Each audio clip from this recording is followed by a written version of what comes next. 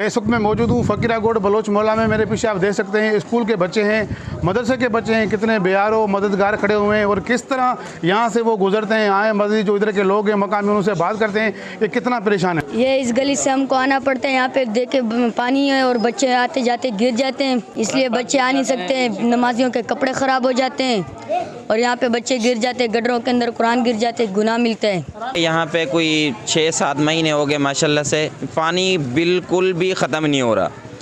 2 दिन ख़त्म हो घरों में चले जाते हैं, रहना गवारा नहीं है। बच्चे बीमार हो रहे हैं, मच्छर इतनी काटते हैं रात को कि मच्छरदानी के बगैर तो सुकून नहीं है। जिसके गरीब है मच्छरदानी नहीं ले सकते, वो बच्चे बीमार हो रहे हैं, काफ़ी बीमारियां फैल रही हैं। हमारे पास बच्चे पढ़ रहे हैं माशाल्लाह 200 से करीब बच्चे पढ़ रहे हैं, तो कितनी मुश्किलात का सामना है। आते हैं कपड़े धोते हैं, फिर हम कुरान पाक के लिए बैठते हैं। काफ़ी बच्चे ऐसे हैं कि जिनके कुरान पाक गिर गए मेन हॉल के अंदर, और छोटे बच्चे ऐसे हमने देखे हैं। अब नौजवान लड़कियाँ ऐसी देखें मेन हॉल के अंदर गिर गई, पता ही नहीं होता कि मेन हॉल है कहाँ, इतनी पानी ज़्यादा होता है। किले का जो है ना पानी का बहुत बड़ा मसला चल रहा है। तकरीबन 2 साल हो चुके हैं, कोई इसकी सुनवाई नहीं होती।